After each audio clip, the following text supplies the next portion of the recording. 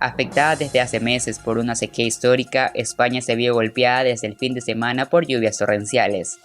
Desde el viernes hasta el lunes, una depresión aislada en niveles altos de la atmósfera ha impactado en gran parte del territorio español.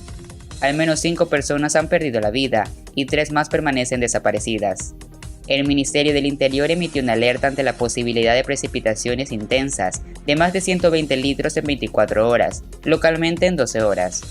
Las lluvias han dejado carreteras inundadas y cortadas, afectando el transporte ferroviario, con trayecto de trenes cancelados. Varias líneas de metro de Madrid interrumpieron esta madrugada el servicio a causa de la acumulación de agua provocada por las lluvias. Más de una línea fue interrumpida hasta el cierre de servicio, y algunas permanecen cortadas este lunes. En la capital Madrid, los habitantes recibieron mensajes instando a no utilizar